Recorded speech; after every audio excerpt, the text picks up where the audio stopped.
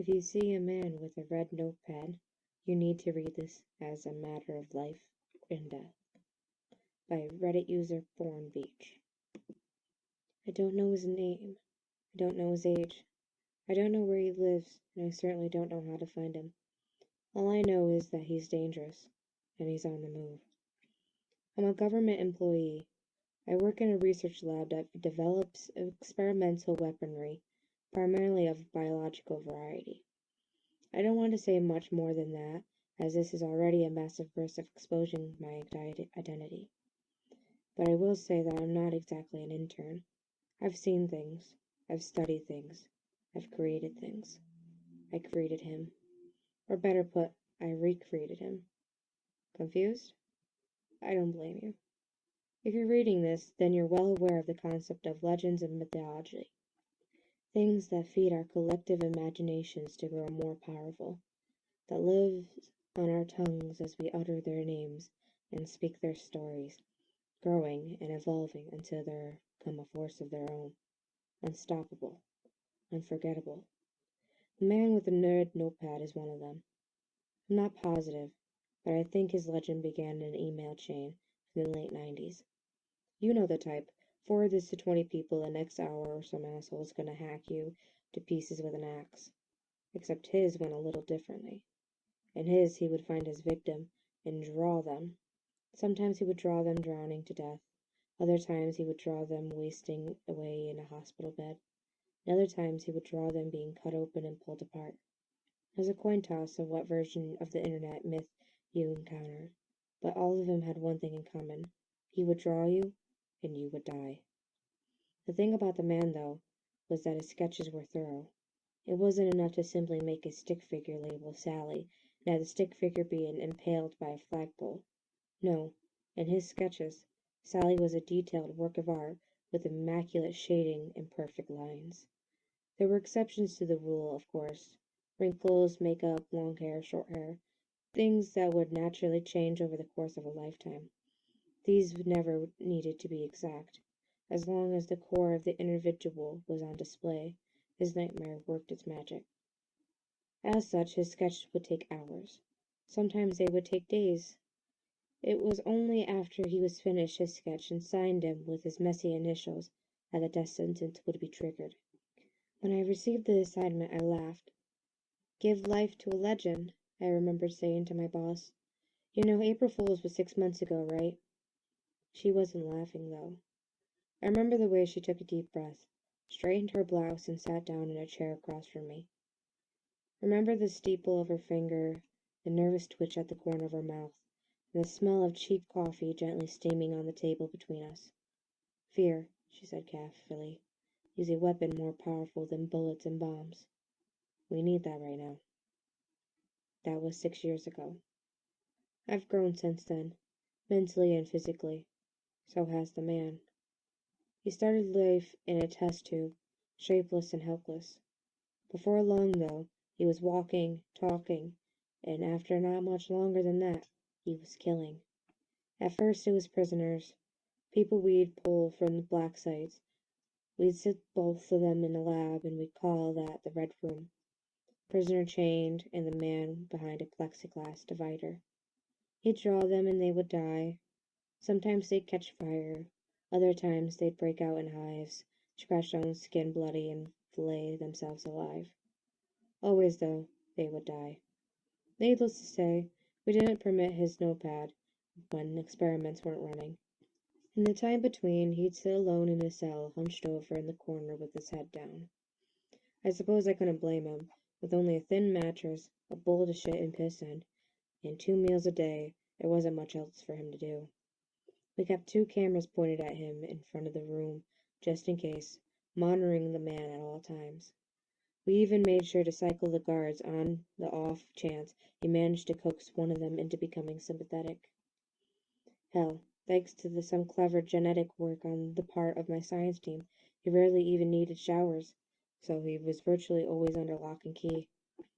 We took steps, is what I'm saying. We covered our bases. Despite it all, though, he escaped.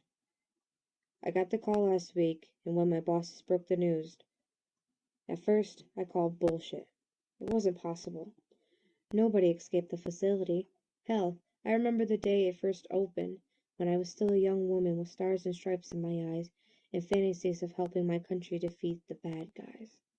I remember the contractor who was overseeing the construction, a round, hairy man with breath like garlic sausage and fingers to match. He called the facility state of the art and proudly boasting that Sherlock fucking Holmes couldn't break out of here. And yet, the man was gone. Not only was he gone, but he had left a bloodbath in his wake. All in all, there were over 10 security personnel dead. One of the guards was found outside the man's cell, her skull cracked open and brain matter gently oozing from the fracture. Another was found in the camera control room, a bottle of Drano at his side and vomit covering chest. Another was a personal friend of mine and head of the overnight guard detail, and he was found draped over the woman who ran the front desk, a bullet in both their brains. It was horrifying and mystifying all at once. How could this have happened? The man's cell was entirely enclosed and didn't allow him to see any of our personnel. Most of it had a tiny slot on the bottom that we passed food through, and he passed his shit and piss through. Each week, when we retrieved him for our experiments, we'd even dispatch personals to scrub the room and ensure he wasn't drawing on any of the surfaces.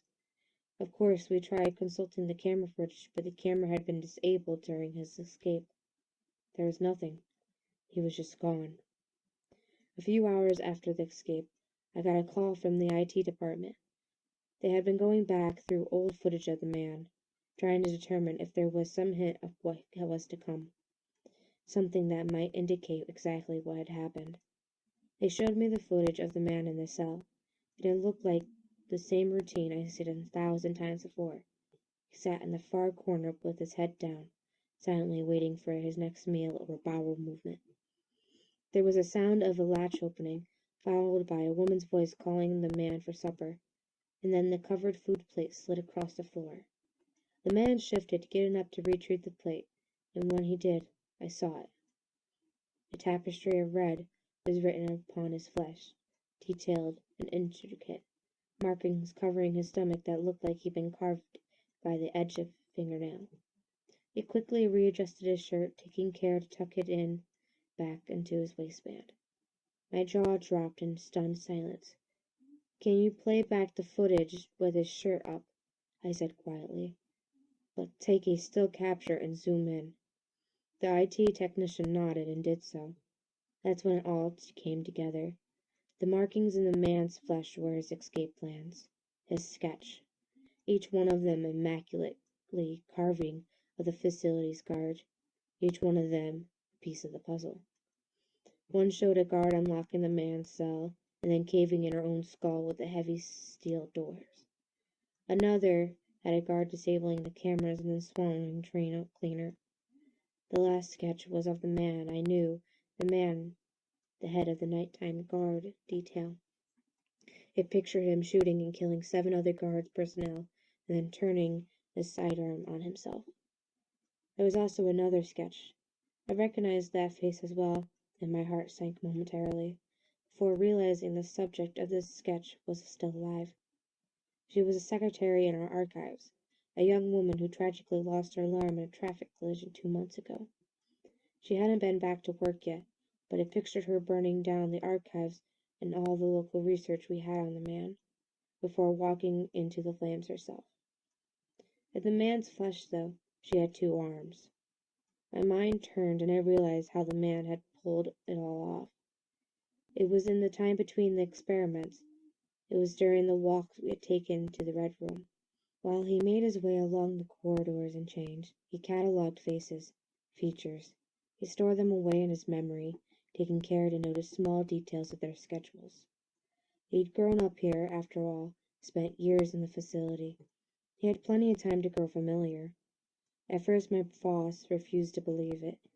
She argued he never indicated any such capability in the email chains we'd pulled his legend from, that he always needed his red notepad, and once he had it, he needed his subjects present to sketch them. It was, of course, our mistake to forget that legends evolve. Now, that mistake has cost people their lives. I see it in the news reports. They're easy to miss if you don't know what you're looking for, but I know that the man is on the move and he's killing again. The facility and the government refuse to comment on it. They refuse to come clean about the things we're doing and the danger the public is in. My boss died 2 days ago. A day before that, a member of my research team passed away.